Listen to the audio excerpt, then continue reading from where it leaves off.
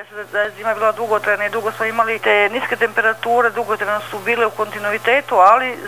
zarad toga uništili su nam neke bolesti koje su nam se godinama nalazile u tlu ili su uništili insekte koji nam već godinama prave probleme, tako da su ove niske temperature to doprinule. Sada ovi prvi lepi prolećni dani, faktički sve ćemo poslove završiti u martu mesecu koji su predviđeni ovim terminima. Malo i ovaj sušni period će otežati nicanje, ali će nam dati vremena da postignemo da uradimo sve što treba da uradimo u nekim optimalnim rokovima, pa se nadamo da će neka kiša stići u neko dogledno vreme, tako da u svakom slučaju svako zlo ima ga za neko dobro, a i svako dobro nije samo dobro za sebe, nego može da bude i naopako. Što se tiče povrća, uvek postoji kod nas iz Instituta za povrtarstvo nekih noviteta, tako da zavisi šta su orijentisani naši proizvođači. Tu Aleksinac i okolina su najpoznatiji proizvođači paprike. Oni proizvode sve, ali su, da kažemo, u okviru Srbije najpoznatiji po proizvodnji paprike i to leskovačka paprika, nešto što je izuzetnog kvaliteta paprika, ne samo što je rodna, lepa, nego ta paprika, brate, miriše na papriku, tako da je treba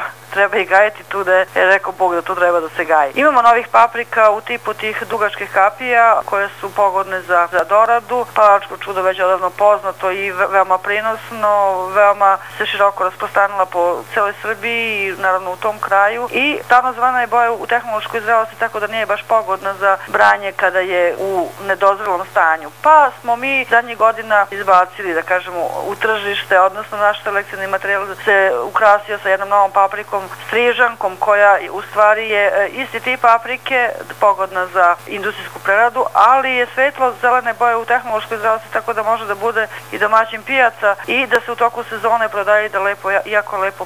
prinosi i da je visok prinos time što se malo podbere, pa se neki drugi rod ostavi da dozreli, tako da imamo koristi sa dve strane. Što se tiče tih paprika tipa kapija, za proizvodnju i za korišćenje u onom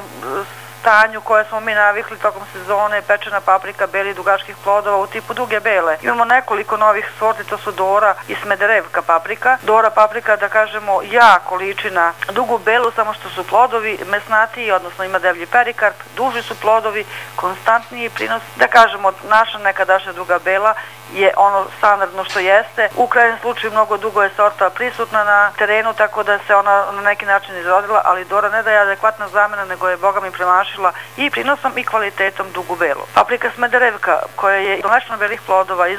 izdužene kapije za onako pečenje, dvostrano sproštena, vrlo pogodna za tu, da kažemo, našu svakodnevnu upotrebu za domaćice, odnosno to se na pijaci jako puno prodaje ovako svakodnevno za svakodnevnu upotrebu, a s druge strane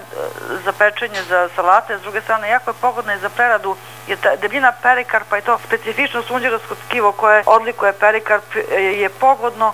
za konzervisanje, jer to sunđerovsko tkivo se napjeti preliva za konzervisanje i jako dugo drži standardnu boju, jako je ukusna i, da kažemo, vrlo preporučljiva za